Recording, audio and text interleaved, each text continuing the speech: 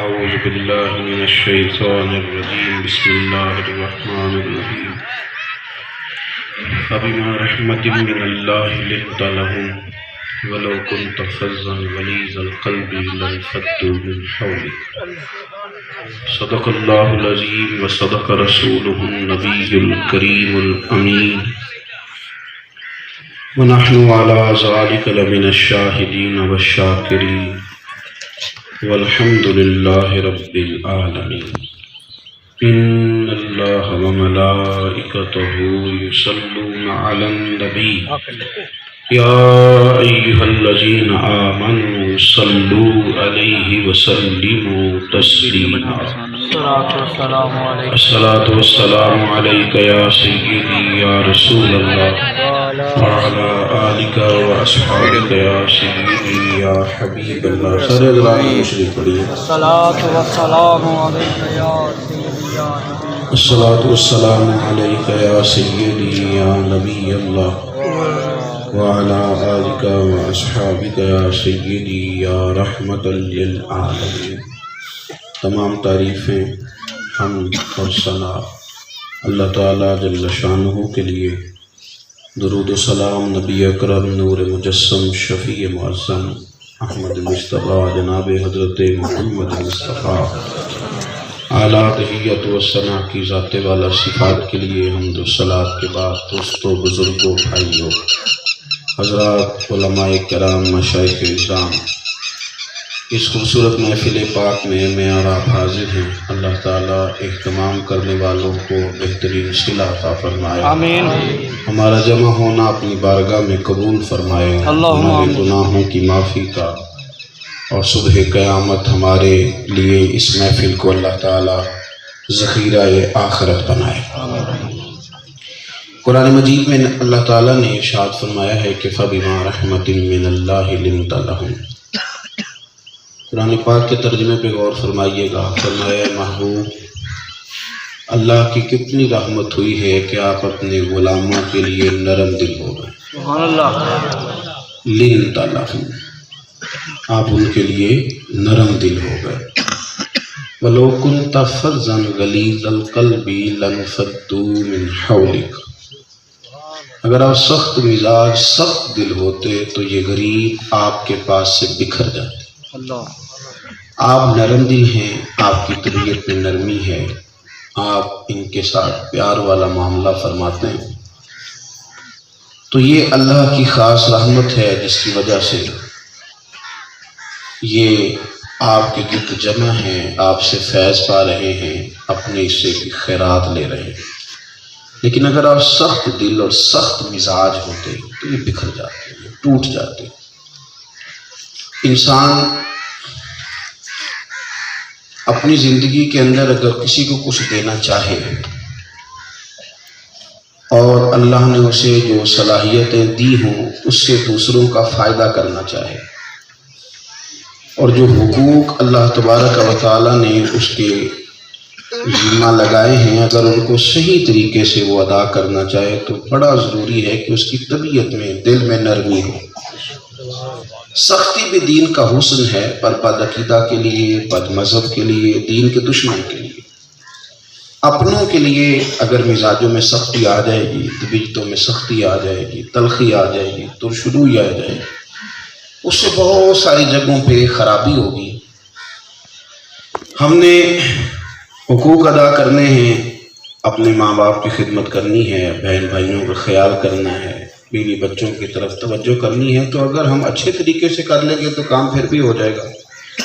اور اگر شکوے کرتے ہوئے, تلخی کرتے ہوئے, سختی کرتے ہوئے یہ کام کریں گے تو کام تو پھر بھی ہو ہی جائے گا. لیکن اگر رویہ ٹھیک رکھا جائے, رویہ, حضرت لقمان علیہ السلام اپنے بیٹے کو نصیحت کرتے ہیں قرآن مجید سورہ لقمان میں, تو فرمایا وَلَا تُصَعِّرْ خَدَّكَ لِلنَّاسِ بیٹے لوگوں سے نا منہ ٹیڑھا کر کے باتیں نہ کرنا. لوگوں سے منہ ٹیڑھا کر کے باتیں, وَلَا تَمْشِ فِي الْأَرْضِ مَرَحًا اور زمین پہ اکڑ کے نہ چلنا. تمہارے رخسار میں کج روی نہ ہو, لب و لہجہ سخت نہ ہو. اور یہ یاد رکھ لیں کہ لفظوں کا صرف اثر نہیں ہوتا, لہجوں کا بھی اثر ہوتا ہے. لہجوں کا بھی. 1 سال کے بچے کے منہ پہ آپ پیار سے یوں کر کے ہاتھ مارے نا، سال کا بچہ ہے، صرف پیار سے مارے تو واس پڑتا ہے، اور اتنی ہی زور سے آپ ماریں لیکن مارے ذرا گھور کے تو وہ رو پڑتا ہے.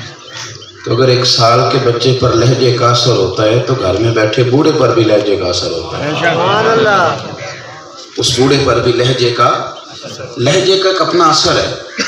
آپ، میں دوستوں سے کہہ رہا تھا جمعے والے دن کہ وہ بہو اتنی سختی کے ساتھ لے کے آتی ہے روٹی اور اتنی زور سے رکھتی ہے زمین پہ کہ ساس کو اتنا برا لگتا ہے کہ وہ روئی پڑتی ہے. یا ساس کئی دفعہ اپنی بہو کو کپڑے لا کے دیتی ہے یا اس کو کچھ چیز دیتی ہے تو اس کے لب و لہجے میں اتنی سختی ہوتی ہے، اس کا انداز اتنا جارحانہ ہوتا ہے، اس کے ساتھ بازار جاتی ہے تو طبیعت اتنی جارحانہ ہوتی ہے کہ بہو رو پڑتی ہے. اب شام کو بیٹا پوچھتا ہے کہ اماں تو رو رہی ہے تو وجہ کیا ہے؟ اماں کہتی ہے کہ تیری بیوی کا رویہ میرے ساتھ ٹھیک ہے نہیں ہے. اب بیوی جواب میں بھلا کیا کہتی ہے؟ بس آگے جی پیسے ہو تسی تشریف رکھو، اللہ جزائے میں بڑے نہیں مہربانی کریں، میں تو کئی دفعہ آ چکا ہوں، سمجھ جائے نا آپ مزاج کو.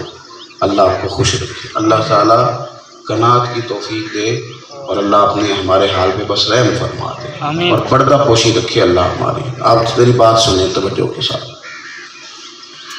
اب وہ بہو نے اتنا سخت رویہ اختیار کیا تھا کہ ساس بیچاری روئی پڑی تھی، اور جب اس نے شام کو بیٹے کو شکایت لگائی نا کہ تیری بیوی بڑی بدسلوکی کرتی ہے تو اب بیوی پتہ کیا کہتی ہے خاوند سے؟ کہتی ہے پوچھو میں کیا کیے؟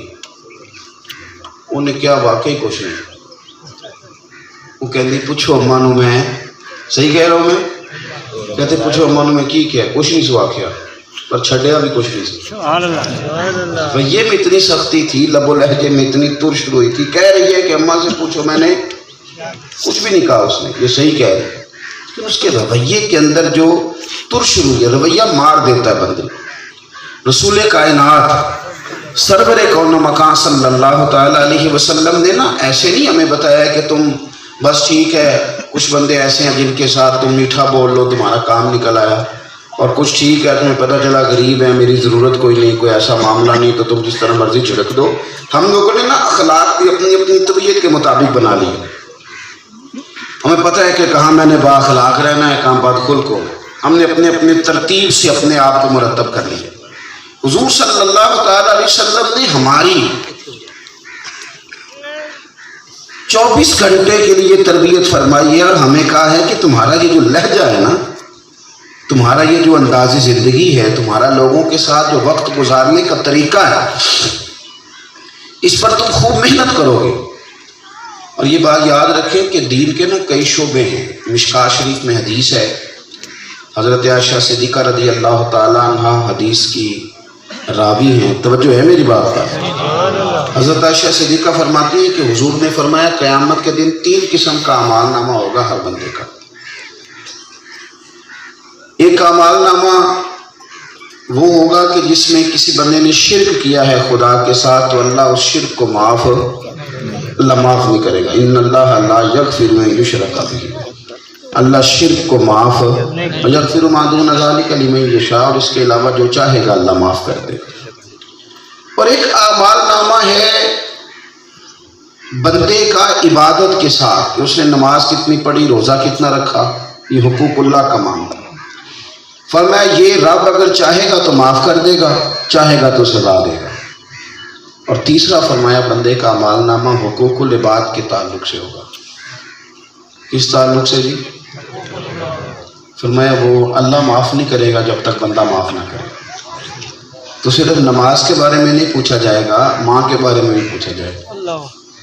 صرف آپ سے روزے کے بارے میں بھی نہیں پوچھا جائے گا، وہ جو آپ کے گھر میں اہلیہ ہے اس کے ساتھ آپ کا رویہ کیا ہے، انداز کیا ہے، یہ بھی آپ سے پوچھا جائے گا. صرف آپ سے یہ نہیں پوچھا جائے گا کہ آپ کتنے بڑے مولوی صاحب تھے، کتنے بڑے پیر صاحب سے یہ بھی پوچھا جائے گا کہ جب کوئی بندہ دین حاصل کرنے آتا تھا تو رویہ کیا تھا آپ کا اس کے ساتھ. صرف یہ نہیں ہوگا کہ جناب وہ بڑے بڑے مجمع، بڑے بڑے اشتہار، بڑی بڑی تصویریں، یہ بھی دیکھا جائے گا کہ آپ حضرات کا لب و لہجہ کیا تھا، آپ کس طرح لوگوں کے ساتھ رویہ لے کر کے چلتے. میرے رسول کریم صلی اللہ تعالی علیہ وسلم نے فرمایا تم نے نیکی کو حقیر نہیں سمجھنا، نیکی کو کبھی حقیر نہیں سمجھنا۔ اگر کچھ نہ ہو سکے تو اپنے بھائی سے مسکرا کے بات ہی کر لینا۔ وہ نہیں سمجھ رہی آپ کو میری بات؟ اپنے بھائی سے بات، ہر وقت بندہ مسکرا نہیں سکتا، ساری باتیں ہنسنے والی نہیں ہوتی، ساری ہنسنے والی نہیں، لیکن فرمایا تمہارا لہجہ مسکراہٹ والا ہو۔ ایسا نہ ہو کہ کوئی سلام دیتے ڈرے، ایسا نہ ہو کہ کوئی قریب جائے تو وہ محسوس کرے کہ تارے نہیں ہیں، یہ کرنٹ لگے گا۔ ایسا ماحول نہ ہو کہ لوگ سمجھیں کہ یار نہیں مطلب وہاں نہیں، کوئی اور بات کر۔ تم مسکرا کے بات کرو، تمہارا لب و لہجہ اچھا ہو، شستہ ہو۔ دکھ کس بندے کو نہیں ہوتے، غم کس کو نہیں ہے؟ رسول کائنات صلی اللہ تعالیٰ علیہ وآلہ وسلم فرماتے ہیں کہ ہر نبی کو تکلیف دی گئی، میں اللہ کا حبیب ہوں، سب سے زیادہ مجھے ستایا گیا۔ اگر آپ کہیں گے میں بڑا دکھی ہوں، میں بڑا پریشان ہوں، تو پھر حضور علیہ الصلوۃ والسلام کے دکھ تو سب سے بڑھ کے ہیں۔ تو کیا حضور کا رویہ تلخ ہو گیا تھا؟ کیا لب و لہجے میں سختی آ گئی تھی؟ کیا ہر وقت حضور نے پھر معاذ اللہ لوگوں کو جھڑکنا شروع کر دیا؟ ہم تھوڑے سخت ہو گئے، کچھ لوگ رد عمل کے طور پہ ہو گئے، کچھ تبن ہو گئے، سخت ہو۔ اچھا اب وہ چونکہ سخت ہوئے تھے تو 4-5 بندے ان سے ڈرنے لگ گئے، تو جب 2-4 بندوں کو انہوں نے ڈرتے دیکھا تو انہوں نے کہا ایک کام بابا بدیے، اب چھا جاؤ، اب باقیوں کے بارے میں بھی یہی انداز اختیار کرو۔ یہ کوئی کمال نہیں کہ لوگ آپ سے ڈرتے ہوں، آپ کے سامنے نہ آئیں۔ کمال تو یہ ہے کہ ہر بندہ یہ سمجھے کہ میں اگر جاؤں گا تو میرا دکھڑا صحیح کر کے سنا جائے گا۔ یہ آپ کا کمال ہے، یہ آپ کا اعزاز ہے۔